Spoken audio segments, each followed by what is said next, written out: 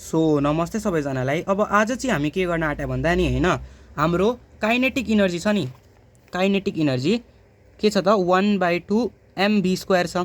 अब यसलाई चाहिँ हामीले केमा कन्भर्ट गरेर लेख्नुपर्छ त, एङ्गुलर फर्ममा चाहिँ 1/2 I ओमेगा² मा कन्भर्ट गर्नुपर्छ नि हैन। त्यो प्रोसेस चाहिँ अब हामी के गर्न आँट्या हो त, आज गर्न आँटेको है त। सो त्यसको लागि हामीलाई के चाहिन्छ त सुरुमा हामीलाई एउटा चाहिन्छ रिजिड बडी। सो एउटा रिजिड बडी बनाइदिउँ। अलि साइडतिर छ नि, तलपट्टिको साइड चाहिँ के गर्नुपर्छ त, अझै झन् के गर्नुपर्छ, हामीले ठुलो बनाउनुपर्छ है त। सो अब म यसलाई एउटा के गर्छु त, सेन्टर लिइदिन्छु हैन।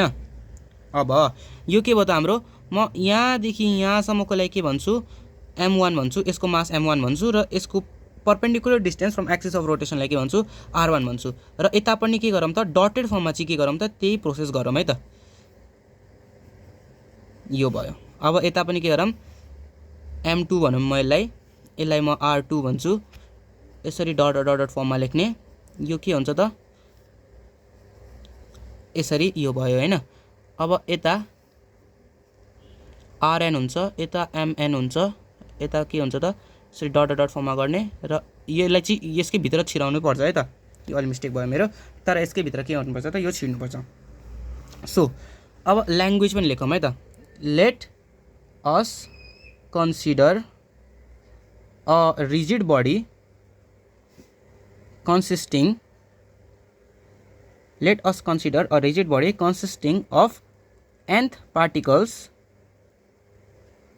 having mass m1 m2 dot गरी mn सम्म पुग्छ, and perpendicular distance from axis of rotation,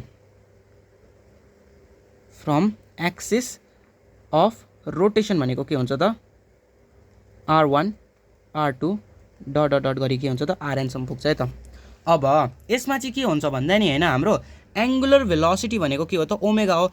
angular velocity चाहिँ के हुन्छ त, सेम हुन्छ के। एङ्गुलर भेलोसिटी चाहिँ के हुँदैन त, हाम्रो चेन्ज हुँदैन, तर हाम्रो चेन्ज चाहिँ के हुन्छ भन्दा नि हैन, हाम्रो लिनियर भेलोसिटी चाहिँ के हुन्छ त, चेन्ज हुन्छ।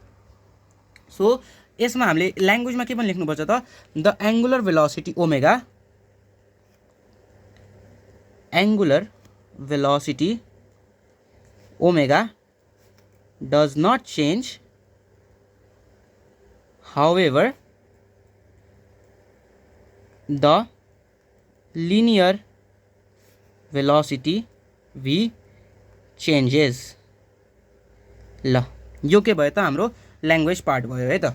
सो अब हामीले के गर्नुपर्छ भन्दा नि हैन, काइनेटिक इनर्जीको फर्मुला छ नि हैन, लिनियर फर्ममा काइनेटिक इनर्जीको फर्मुला चाहिँ के गर्नुपर्छ त, हामीले एकचोटि लेखिदिउँ है त। सो काइनेटिक इनर्जी भनेको के हुन्छ, 1/2 mv² हुन्छ हैन। सो अब हाम्रो kinetic energy for first body भनौँ, काइनेटिक इनर्जी भनेको के हुन्छ त, 1/2 m1 v1²। सेकेन्ड बडीको लागि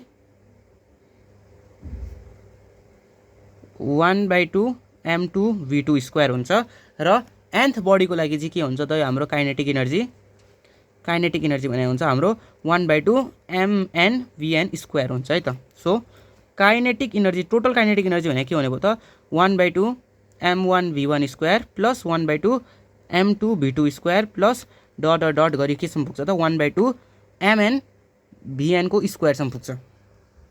र यो भिडियो चाहिँ हाम्रो के हो त, हाम्रो एक्जामको एक दिन अगाडि पढ्नको लागि हो, फुल्ली डिस्क्राइब छैन यसमा। चाहिँ हामीले के ल्याङ्ग्वेजहरू लेख्नुपर्छ, के गर्नुपर्छ भन्ने मात्र छ है त।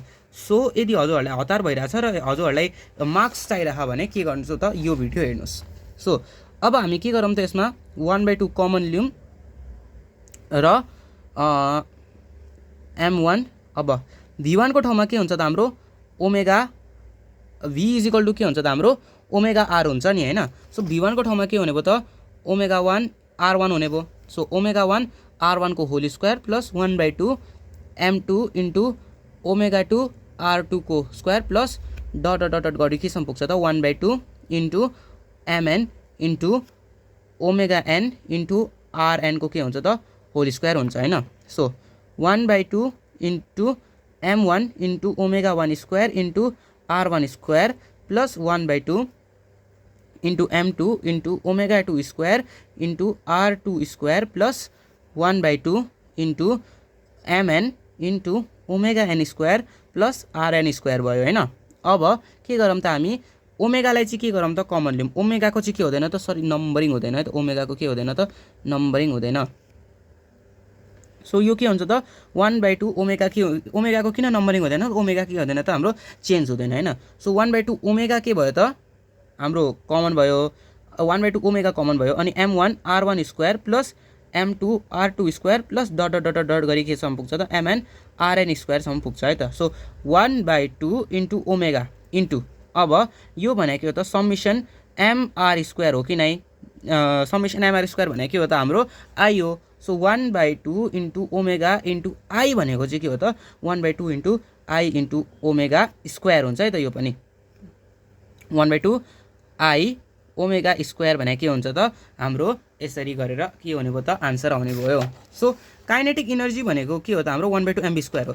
त्यसो भए हाम्रो मासले हामीले के लेख्न मिल्छ त इनर्सिया लेख्न मिल्दै रहेछ, मासलाई इनर्सिया आई लेख्न मिल्छ र ओमेगालाई के लेख्न मिल्छ त हामीले भेलोसिटी के लेख्न मिल्छ त v लेख्न मिल्छ है त। सो यो याद राखिराख्नु। अब अर्को क्वेसनमा जाम। अर्को क्वेसन चाहिँ के को हो त टोर्कको बारेमा हो है त। सो अब यसको लागि पनि हामी के गरौँ त एउटा रिजिड बडी बनाऊँ है त। यो के भयो त हाम्रो एउटा रिजिड बडी भयो। यसको हामी के गरौँ सेन्टर लिउँ, यसलाई हामी m1 भनौँ, यसलाई हामी r1 भनौँ, यसरी डट डट गरेसम्म यहाँसम्म पुग्छ है त।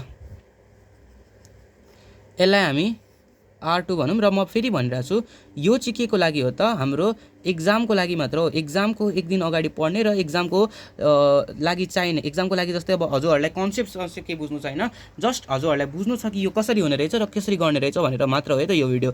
कन्सेप्टको लागि मैले अर्को भिडियो बनाएको छु है त।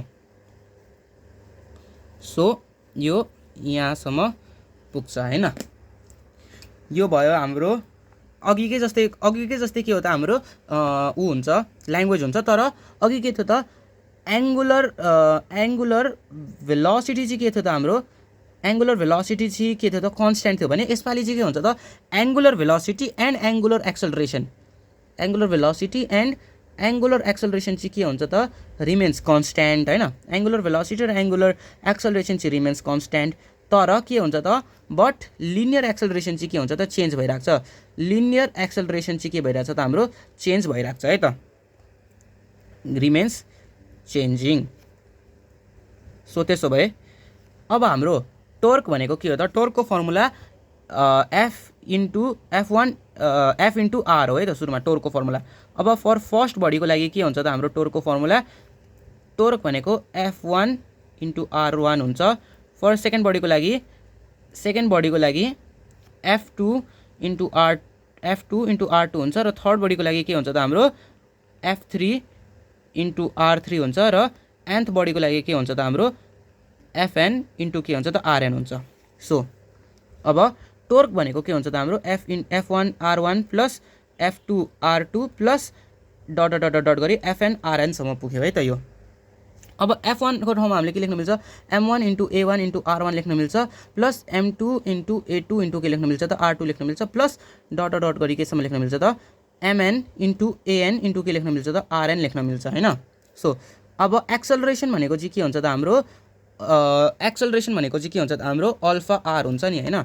सो अल्फा हाम्रो के हुन्छ त कन्स्ट्यान्ट हुन्छ, एङ्गुलर एक्सेलरेसन हो। सो यो के हुन्छ त alpha r1 into r1 plus m2 into alpha r2 plus dot dot गरी mn अल्फा rn के हुन्छ त rn हुन्छ हैन।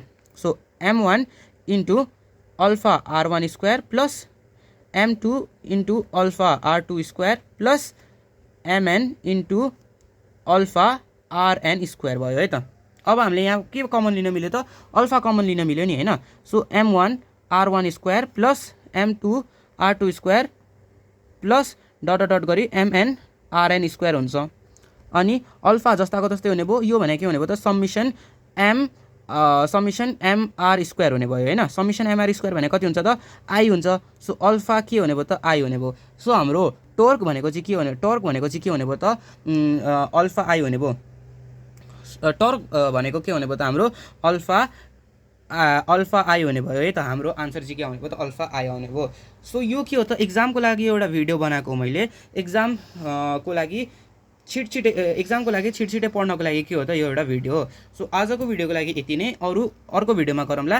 र यता मेरो मिस्टेक भएको थियो, मैले यता ओमेगामा पनि के लेखेको थिएँ त नम्बरिङ लेखेको थिएँ। सो ओमेगामा चाहिँ के हुँदैन त नम्बरिङ हुँदैन, हाम्रो ओमेगा चाहिँ के हुन्छ त कन्स्ट्यान्ट हुन्छ है त, ओमेगामा चाहिँ नम्बरिङ हुँदैन। सो त्यसको लागि आइएम भेरी सरी। र यो हजुरहरूले बुझ्नुभयो होला भन्ने म के गर्छु त आशा गर्दछु। सो आजको भिडियोको लागि यति नै, धन्यवाद। यो एक्जामको लागि गरेको हो, यदि कन्सेप्टको लागि चाहिन्छ भने मैले अर्को भिडियो पनि बनाउँछु है त।